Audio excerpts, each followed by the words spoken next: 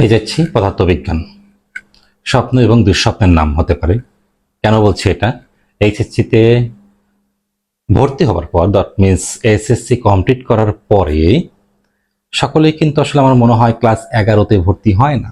আমার মনে হয় সবাই ইউনিভার্সিটি, মেডিকেল অথবা বুয়েটে ভর্তি হয়। সবার এমন চিন্তা, এমন থিঙ্কনেস, হ্যাঁ, মানে এমন ভাবে সিরিয়াস থাকে যে কিভাবে চান্স পেতে হবে। বেশিরভাগ ক্ষেত্রে তাই দেখা যায়। কিন্তু নিজের ক্যাপাসিটি কতটুকু আছে, কতটুকু জেনে এসেছে, হ্যাঁ, সেটা নিয়ে কিন্তু ভাবে না। হ্যাঁ, সকলেই কিন্তু একটা কি বলবো, যে মেকি চিন্তা ভাবনায় থাকে। ওকে, বেশিরভাগ ক্ষেত্রে, সকলে বলবো না, বেশিরভাগ ক্ষেত্রে। তো যাই হোক, ক্যাপাসিটি বৃদ্ধি করতে হবে, ক্যাপাসিটি আগে থেকে কিছু নিয়ে আসতে হবে, সেটা বৃদ্ধি করতে হবে। আর সবসময় চিন্তা করে আর কি, কিভাবে চান্স পাওয়া যাবে, কিভাবে চান্স পাওয়া যাবে।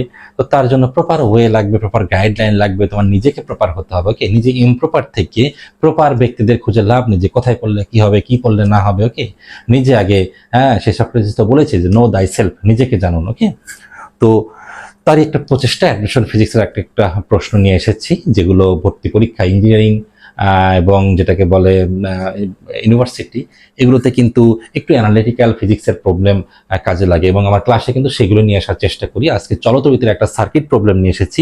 সার্কিটটা দেখতেই পাচ্ছ, প্রশ্ন লিখিনি, কি করতে হবে প্রশ্নটা মুখেই বলবো, এটা এমন কিছু না। প্রশ্ন দেখেই বোঝা যায় যে সার্কিট থেকে কি চাইবে। তড়িৎ প্রবাহ চাইবে, রোধ চাইবে, অজানা রোধ চাইবে, রোধের তুল্য রোধ চাইবে। ওকে, তো যাই হোক, এটা চলতরিতের একটা প্রবলেম।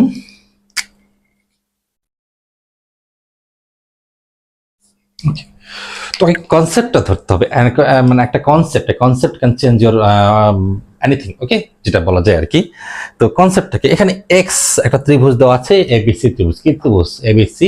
দ্যাট মিনস এটাকে বলে ন্যাশনাল ত্রিভুজ বলা যেতে পারে, জাতীয় ত্রিভুজ বলা যেতে পারে। কারণ প্রত্যেকটা জায়গায় ত্রিভুজ মানে এবিসি অথবা পিকিউআর।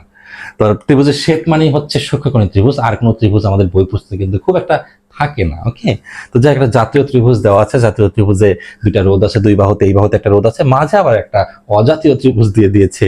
হ্যাঁ, শীর্ষবিন্দু থেকে লম্ব অঙ্কন করে কিংবা রেখা অঙ্কন করে মাঝে কিছু রোধ দিয়েছে, একটা অজানা রোধ আছে। তোমাদের চলতরিতে কিংবা তোমাদের সিলেবাসেই, পদার্থবিজ্ঞান প্রথম পত্র দ্বিতীয় পত্রের সিলেবাসে কোনটাতে কিন্তু অজানা রোধ দেওয়া আছে। অজানা রোধ বের করা যায় কিসের সাহায্যে? তোমাদের কিন্তু জানার কথা যে হুইটস্টোন ব্রিজ নামে একটা ব্যবস্থা রয়েছে, যেখান থেকে অজানা রোধ নির্ণয় করা হয়, এবং মিটার ব্রিজ নামে একটা বিষয় আছে, যেটা মূলত প্র্যাকটিক্যালে করানো হয়, সেখান থেকেও কিন্তু অজানা রোধ নির্ণয় করা যায়। তো সিলেবাসের বিষয় হচ্ছে হুইটস্টোন ব্রিজ। তো এখানে কিন্তু আবার সেই কনসেপ্টটা আগে মাথায় আনতে হবে।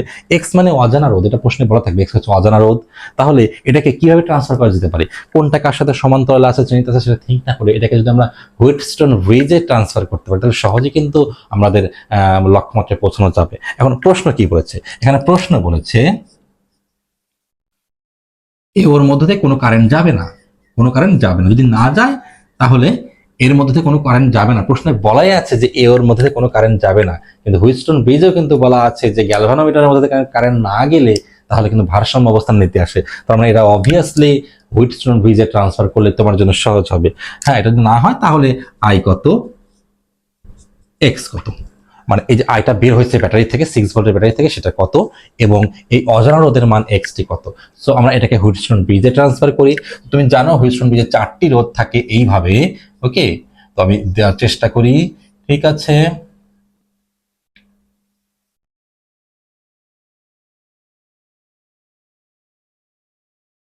আচ্ছা, 4টি রোধ, মাঝে একটা রোধ থাকতে পারে, যেহেতু আমাদের দেখো 1 2 3 4 5 6 6টি রোধ। তো ব্যাটারির সাথে যে একটা রোধ থাকবে, সেই ব্যাটারির রোধটাকে তো আমরা এইভাবে দিতে পারি। এখানে অবশ্যই 2.4 ওহম, এটা হচ্ছে 6 ভোল্ট। ওকে, হয়ে গেল।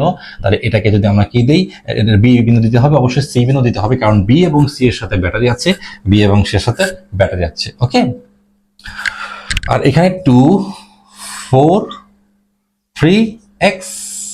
ওকে, এটা 10 পাস হয়ে গেল।